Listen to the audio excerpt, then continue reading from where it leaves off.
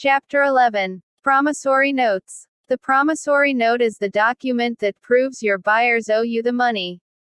The language in the note spells out exactly how you are to be paid, and anything that will cause the note to be declared in default. A copy of the note I use is in the appendix section. This is the same one I've used for many years and have never had any problems with it. Since different states have different rules, regulations and laws, I can't advise you whether the language in my note will conform to the requirements in your area. You may need to revise or modify mine before using it. If you plan on using mine, I recommend you get advice from a knowledgeable person in your area that's familiar with promissory notes.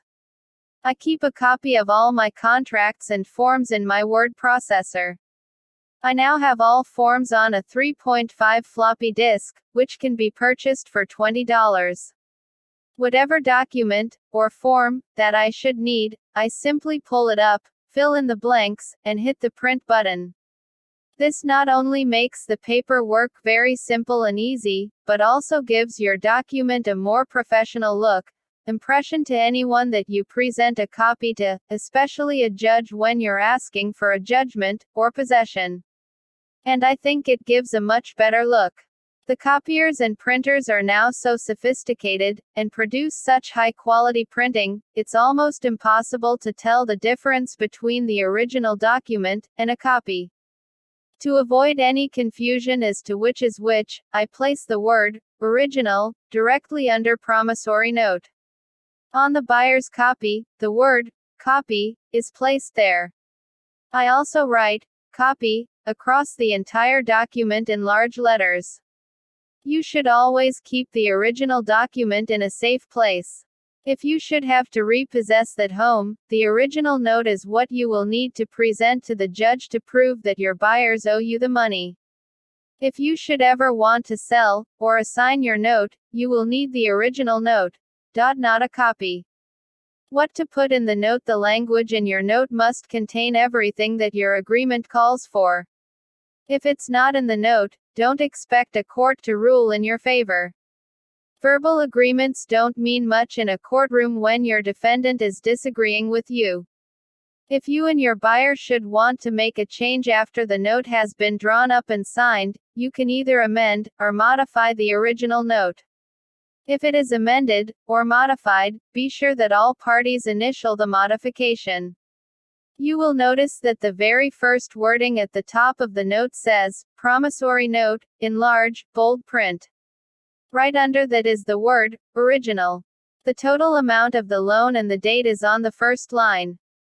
On the following line, if there is more than one party on the note, it should say, jointly and severally, after the word, undersigned. This allows you to sue each party individually, or together in the event of default. It increases your chances of getting a judgment and collecting any money they owe you. After the words, promise to pay, be sure to include to the order of. This is in case you should want to sell, or assign your note to someone else. Unless these words are in the note, the payer could refuse to pay another party, since they only promised to pay you. The next paragraph spells out how many payments there will be, when the first payment is due, and the due date of the last payment. Then, how the payments will be applied. Notice that my note states that payments will be applied first to any unpaid late charges or penalties, then to interest, and the remainder to principal. Late charges. Sometimes the payment is late and the buyer fails to include the late charge. This language allows us to deduct the late charge and apply the rest of the payment to interest and principal. It's a little more record keeping, but not a problem. Also, if the payment is more than 5 days late, there is not only a late charge due, but an additional late charge of $2 per day for each day after the STH of the month. In dealing with tenants, buyers over the years have found that in some cases when they were late on their payment and realized they owed a late charge, they were in no hurry to make the payment. Since they already owed a late charge, they would sometimes wait another week or two before sending the payment. If they know there is an additional charge for each day they wait, they aren't as likely to keep waiting to make the payment. But if they do, they will be paying us more money. Many times I've had buyers that paid 2 and 3 weeks late consistently, and weren't concerned at all with paying late charges.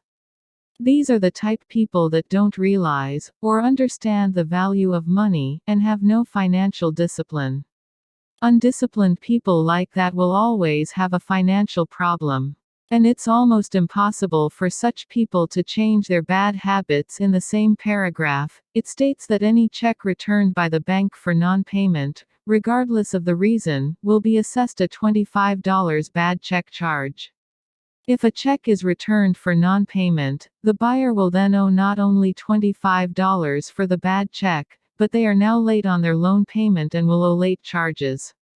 Also, if I ever get a bad check, I then require that all future payments be made by certified funds. Don't accept any more personal checks. Train your buyer. I enforce these rules and I strongly recommend you do the same. You must decide as soon as you finalize the deal whether you will train your buyer, or if you are going to let your buyer train you. Some of them will test you to see how far you will let them go. Be fair, but firm, and you will avoid a lot of problems. You will hear all kinds of sob stories about why the payments are late, and why the check bounced. Unless you want to be in the charity business, learn to ignore the excuses. And be aware, there are some real pros out there looking for someone gullible, and naive enough to fall for their phony hard luck tales. And I have to admit there was a time when I was as naive and gullible as they come. If my tenants told me the check was in the mail, I would chase the mail carrier down looking for it. The next paragraph shows that the note is secured by the mobile home. This information should include the make, year, ID number, and location of the home. It also states that you will hold the title until all payments have been made. You should include anything in your note that will cause it to be declared in default.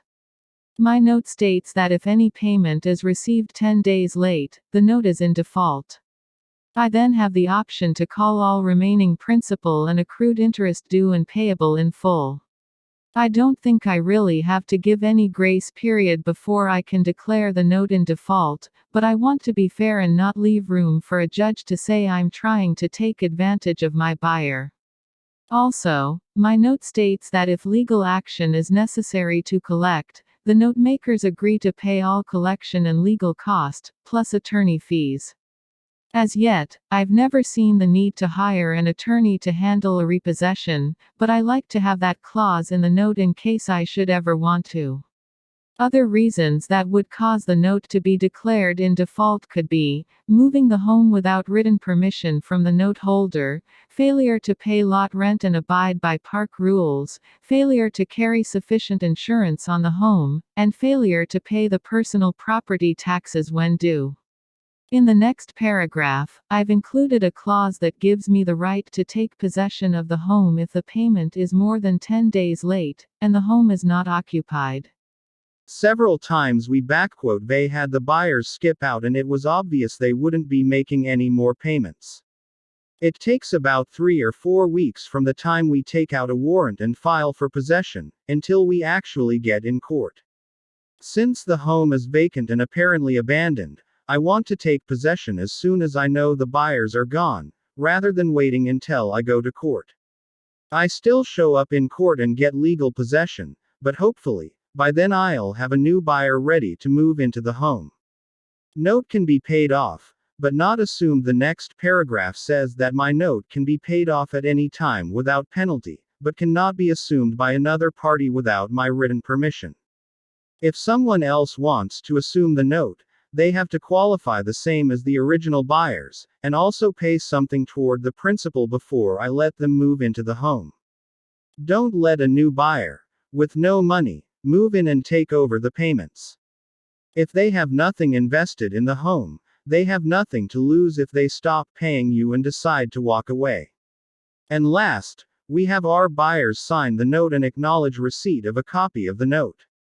The name, social security number, and date of birth should be printed, or typed, under their signature, to ensure legibility. Okay, that about does it for the promissory note. Advice should be measured by the success of the person giving it.